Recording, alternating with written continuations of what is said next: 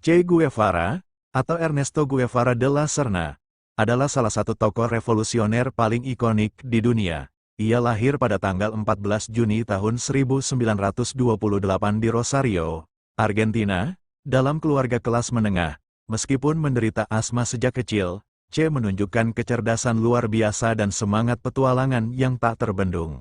Setelah menyelesaikan sekolah menengah, ia melanjutkan studi kedokteran di Universitas Buenos Aires. Namun sebelum kita membahasnya lebih lanjut, dengan rendah hati, saya memohon kepada saudaraku sekalian, untuk pencet dulu tombol subscribe-nya. Kalau sudah diklik subscribe-nya, maka saya ucapkan berlimpah terima kasih dan mari kita lanjut. Selama masa studinya, Che melakukan perjalanan keliling Amerika Selatan. Pengalaman ini menjadi titik balik dalam hidupnya. Dalam perjalanan menggunakan motor, ia menyaksikan langsung kemiskinan, ketidakadilan, dan eksploitasi yang dialami oleh rakyat di berbagai negara Amerika Latin. Perjalanan ini tercatat dalam buku hariannya yang kemudian diterbitkan dengan judul The Motorcycle Diaries. Pengalaman tersebut membuat Che menyadari bahwa ketidakadilan sosial di Amerika Latin berakar pada imperialisme dan kapitalisme.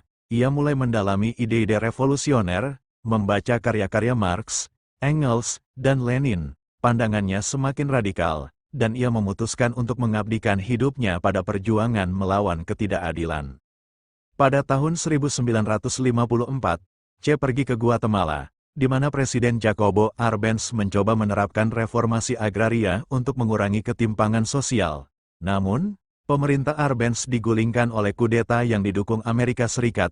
Peristiwa ini memperkuat pandangan Che bahwa perubahan sejati hanya bisa dicapai melalui perjuangan bersenjata.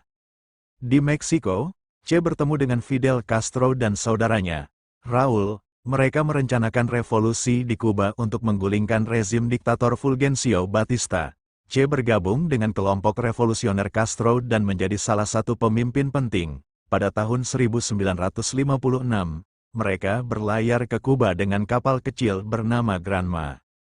Setelah tiba di Kuba, Che dan kelompok revolusioner menghadapi banyak tantangan. Mereka bergerilya di pegunungan Sierra Maestra, melawan pasukan Batista yang jauh lebih besar. Che, yang dikenal karena keberaniannya, keterampilan medisnya, dan kemampuannya memimpin, segera menjadi tokoh kunci dalam gerakan tersebut. Pada tanggal 1 Januari tahun 1959, Revolusi Kuba berhasil. Batista melarikan diri, dan Fidel Castro menjadi pemimpin negara. Che, yang telah menjadi salah satu pahlawan revolusi, diberi berbagai posisi penting, termasuk Menteri Perindustrian dan Presiden Bank Nasional. Ia berperan dalam membangun ekonomi Kuba dan menyebarkan pendidikan serta layanan kesehatan. Namun, Che tidak puas hanya dengan keberhasilan di Kuba. Ia percaya bahwa revolusi harus diperluas ke negara-negara lain yang tertindas.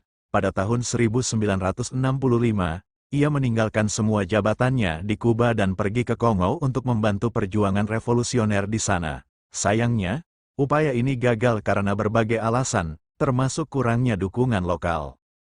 Tidak putus asa, Che melanjutkan perjuangannya ke Bolivia pada tahun 1966.